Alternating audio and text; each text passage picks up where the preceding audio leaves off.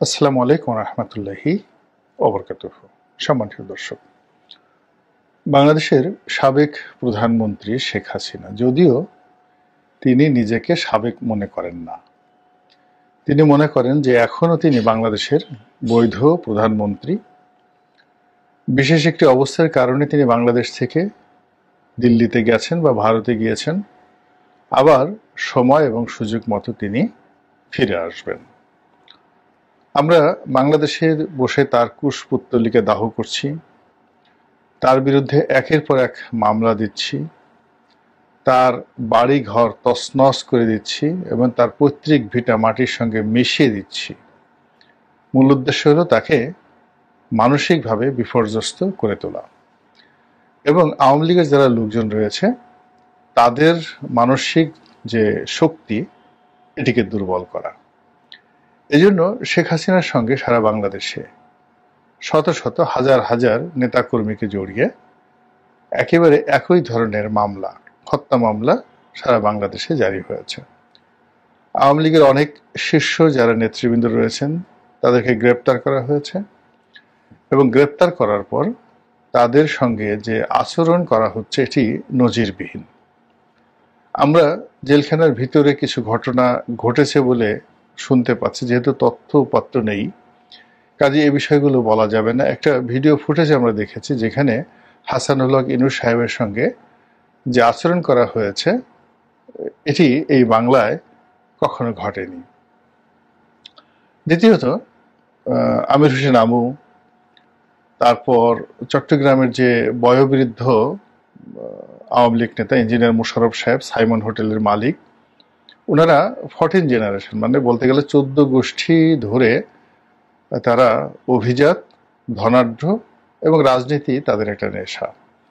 তো সেই মানুষ কর্নেল ফারুক খান, যিনি এখন যথেষ্ট বয়োবৃদ্ধ হয়ে গেছেন, তিনি, এরপর অন্যান্য যারা ধরা পড়েছেন সবাইকে, ইনক্লুডিং সালমান এফ রহমান কিংবা সাবেক আইনমন্ত্রী তাকে সহ,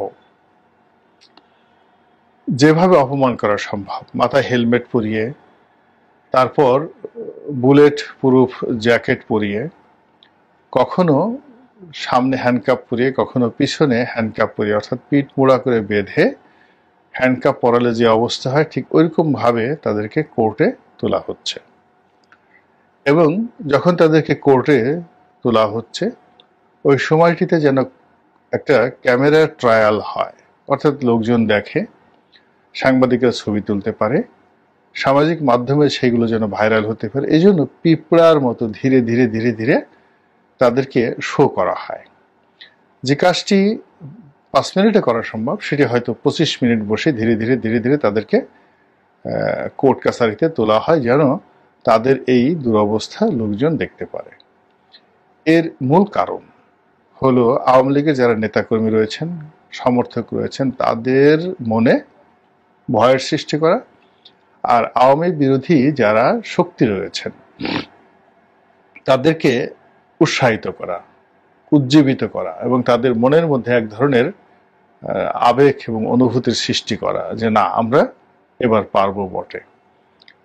তো ঘটনা যাই হোক না কেন বা যেভাবে ঘটুক না কেন, আওয়ামী লীগের লোকজন এখনো পর্যন্ত কোনো জায়গাতে তারা মোরাল যে ক্যারেজ এটা হারিয়ে ফেলেছেন কিংবা হাউমাউ করে কান্নাকাটি করছেন, শেখ হাসিনা বঙ্গবন্ধুকে গালাগাল দিচ্ছেন, আর সদল বলে শীর্ষ যারা নেতৃবৃন্দ তারা বলছেন জীবনে আর কোনোদিন আওয়ামী লীগ করবো না। এইরকম কোনো ঘটনা কিন্তু দেখা যাচ্ছে না। আওয়ামী লীগের মধ্যে রিনোভেশন দেখা যাচ্ছে। আওয়ামী লীগের কট্টরপন্থী কিছু নেতৃবৃন্দ রয়েছেন, কিছু ছাত্র নেতা রয়েছেন, তার মধ্যে ছাত্রলীগের একসময় সেক্রেটারি ছিলেন নাজমুল সাহেব, যিনি এখন ইউকে প্রবাসী, অত্যন্ত কট্টরপন্থী ছাত্রলীগ নেতা, মারদাঙ্গা প্রকৃতির। তো ওনাদের যে একটা বিশ্বাস ছিল সেটা হলো পূর্বের চাঁদ যদি পশ্চিমে উদিত হয় তবু আওয়ামী লীগ সঠিক, আওয়ামী লীগের সকল কাজ সঠিক, জননেত্রী শেখ হাসিনা যা বলেন যা করেন সব সঠিক এবং তিনি যাকে পছন্দ করেন, যাকে নিয়োগ দেন তারাও সঠিক। এরকম একটা মন মানসিকতা ছাত্রলীগ, আওয়ামী লীগ, যুবলীগের যাদের মধ্যে ছিল তাদের মধ্যে নাজমুল সাহেব অন্যতম। কিন্তু সেই নাজমুল সাহেব বা তাদের মতো অনেকেই এখন মুখ খোলা শুরু করেছেন। তারা এখন আওয়ামী লীগের পতনের যে কারণ, সে কারণ চিহ্নিত করে ফেলেছেন।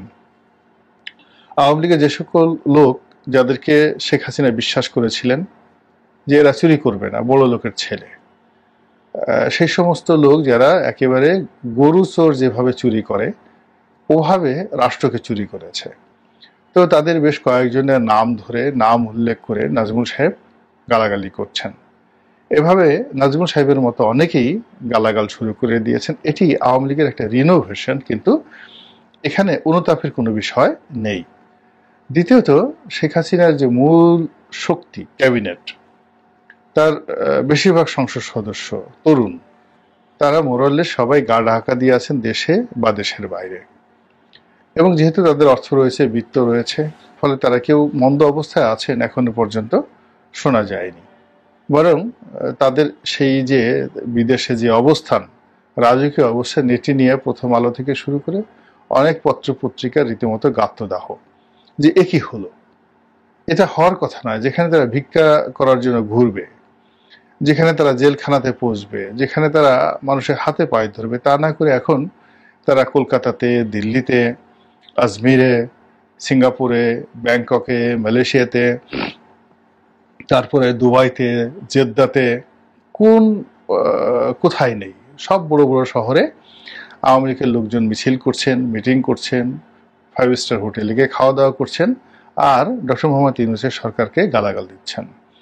তো এটা আওয়ামী লীগকে ভয় দেখানোর জন্য সরকারের যে চেষ্টা তদবির, সেটা বুমেরাং হয়ে যাচ্ছে। অর্থাৎ এই যে আওয়ামী লীগের যারা লোকজন, তারা যে কুয়াতুল মুসলিমিন দেখাচ্ছে, তো এই জিহাদি জোশ দেখাচ্ছে, কিংবা জয় বাংলার যে তাগত এটা দেখাচ্ছে, এটা আওয়ামী বিরোধী শক্তির মনে একেবারে এক ধরনের ভয় ধরিয়ে দিয়েছে যে কি হবে, কি করতে চাইলাম আর হলো কি, কি আশা করলাম আর হলো কি, ইত্যাদি অনেক কিছু। তো যেটা বলছিলাম যে এইগুলো আওয়ামী লীগের নেতাকর্মীদের বক্তব্য বা কথা, আচরণ। সবচেয়ে বড় বিষয়টা হলো শেখ হাসিনাকে নিয়ে। তাকে কোনো অবস্থা থেকে দমন করানো যাচ্ছে না, কোনো অবস্থাতেই তাকে ভয় দেখানো যাচ্ছে না, তার মুখ বন্ধ করা যাচ্ছে না, এবং তাকে যারা সাহায্য করেন বা তাকে যারা সমর্থন করেন তাদেরকেও নিবৃত করা যাচ্ছে না। তিনি ভারতে আছেন, এবং ভারত সরকার বলতে গেলে একেবারে কোমরে গামছা বেঁধে শেখ হাসিনাকে আবার প্রধানমন্ত্রীর পদে বসানোর জন্য সর্বোচ্চ চেষ্টা তদবির করছে, করবে বা করে যাবে, এরকম একটা অ্যাটিটিউড তাদের মধ্যে আমরা লক্ষ্য করছি। দ্বিতীয়ত, শেখ হাসিনা প্রথম কয়েকদিন একটু অবদমিত ছিলেন, কিন্তু পরবর্তীতে আপনি দেখবেন যে তার চেহারা ভালো হয়ে গিয়েছে, সুরত ভালো হয়ে গেছে, কণ্ঠে আগের সাথে আরো তেজ বেড়ে গেছে। এখন তার বয়স প্রায় 80 বছর, কিন্তু তার কণ্ঠ শুনে মনে হয় যেন 50-55 বছর। এরকম 50-55 বছরের একজন যুবতী, আমাদের দেশে এখন আর এদেরকে পৌর বলা হয় না, যুবতী। তো একজন যুবতী, শক্তিশালী যুবতীর কণ্ঠে যে ধরনের লালিত্য থাকে, জিদ থাকে, প্রেম থাকে, দ্রোহ থাকে, ঠিক ওই রকম প্রেম, দ্রোহ সবকিছু নিয়ে তিনি বলে যাচ্ছেন। তিনি নেতাকর্মীদেরকে আশ্বাস দিচ্ছেন, এবং ভাষা তার আগের চাইতে, যে কোনো সময়ের চাইতে সংযত হয়েছে, দৃঢ় হয়েছে, অনেক সাজানো গুছানো। শেখ হাসিনা সাধারণত এলোমেলো কথাবার্তা বলতেন আগে, কিন্তু এখন তিনি সাজানো গুছানো কথাবার্তা বলছেন, টু দি পয়েন্টে কথা বলছেন।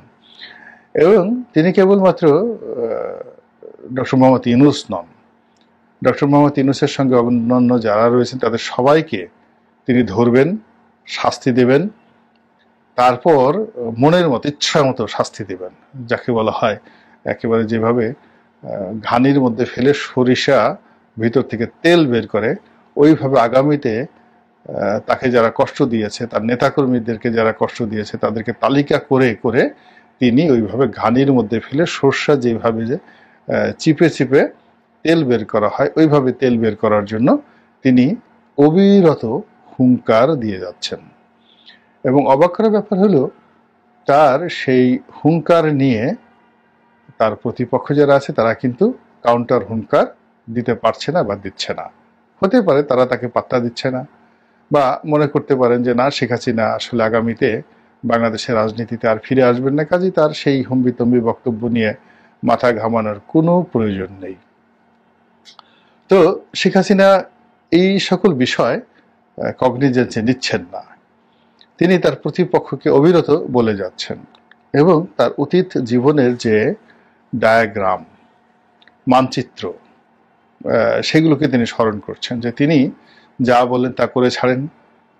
এবং এই যে এইবার যে সমস্যাটা তার জীবনে ঘটেছে, এটা তার জন্য খুব ছোট সমস্যা। তিনি মনে করেন যে 21শে আগস্টের গ্রেনেড হামলা তার চেয়ে বেশি ছিল, কিংবা 75-এর 15ই আগস্ট তার জীবনে আরো বেশি ভয়াবহ আকার নিয়ে তার জীবনকে তছনছ করে দিয়েছিল। তিনি মনে করেন যে চট্টগ্রামে তিনি যখন জনসভা করতে গিয়েছিলেন, ওই সময়টিতে এরশাদ সাহেবের লোকজন যেভাবে তার উপর গুলি চালিয়েছিল চট্টগ্রামে, সেটা আরো ভয়াবহ ছিল। কিংবা কর্নেল ফারুক, কর্নেল রশিদ, এই তাদের যারা ক্যাডার, তারা যেভাবে 32 নম্বরের বাড়িতে সরাসরি ঢুকে গুলি করেছিল তাকে, ওটা তার জীবনে আরো বেশি ভয়ঙ্কর ছিল। তো তিনি সেই সকল ভয়ঙ্কর সময় অতিক্রম করেছেন, সাহসের সঙ্গে মোকাবেলা করেছেন এবং তিনি বিজয়ী হয়েছেন। এবং প্রায় সব ক্ষেত্রে, প্রায় না সব ক্ষেত্রে, তিনি প্রতিশোধ নিয়েছেন, টু দি পয়েন্টে প্রতিশোধ নিয়েছেন। একজন বলে যে এরকম কোন বজলুল হুদা সাহেব আছেন, কর্নেল মেজর বজলুল হুদা, বঙ্গবন্ধু হত্যাকারী, তাকে নাকি তিনি নিজ হাতে জবাই করেছেন। সত্য মিথ্যা জানি না,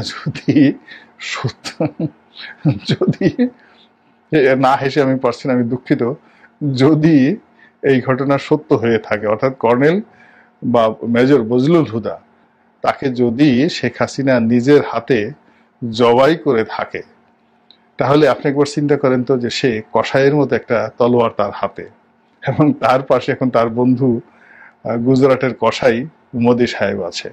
তো আগে সে বজলুল হুদাকে জবাই করার জন্য যে তলোয়ার, যে মানে রামদা বা যে কাঁচি বা যে দা ব্যবহার করেছিলেন, এখন ভারত থেকে তিনি তো আরো অত্যাধুনিক দা, কাঁচি, এগুলো সব নিয়ে আসবেন। এবং সেইগুলো নিয়ে তিনি তার বর্তমান প্রতিদ্বন্দ্বী, তাদেরকে যদি তিনি নিজ হাতে জবাই করতে চান, তাহলে সেখানে একটা কি ধরনের বিভৎস পরিস্থিতি তৈরি হতে পারে।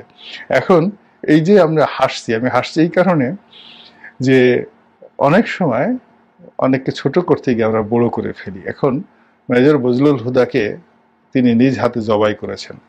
তো এই কথা আমরা প্রচার করেছি, প্রচার করার ফলে শেখ হাসিনা সম্পর্কে যতটা না ঘৃণা তৈরি হয়েছে, তার চেয়ে তার প্রতিপক্ষ যারা আছে তারা সবাই ভয় পাচ্ছেন। তাদের মনে একটা ভয় সৃষ্টি হয়ে গেছে যে হায় আল্লাহ, যদি এই মহিলা আবার ফিরে আসে, আবার যদি ভোজালি হাতে নেয়, আবার যদি দা হাতে নেয়, আবার যদি তলোয়ার হাতে নেয়, এবং আমার হলকুমের দিকে এটা যদি মোটামুটি চালাতে থাকে, তাহলে কি হবে, আমার অবস্থা কি হবে। তো এই জিনিসগুলো আমাদের যারা শেখ হাসিনা বিরোধী লোকজন রয়েছেন এই সমাজে, তাদের অনেকের মনের মধ্যে এবং ঘুমের মধ্যে একটা অদ্ভুত আতঙ্ক তৈরি করে ফেলছে। তারা ক্ষণে ক্ষণে শেখ হাসিনাকে স্বপ্ন দেখছেন, ক্ষণে ক্ষণে চিৎকার করে উঠছেন, এবং ক্ষণে ক্ষণে ওকে ধরে আনো, মেরে ফেলো ইত্যাদি কথাবার্তা বলছেন। আর এ সকল কিছুকে লাপাত্তা করে শেখ হাসিনা যেইভাবে হুমকি এবং ধামকি দিয়ে যাচ্ছেন, এটি রীতিমতো বিস্ময়কর।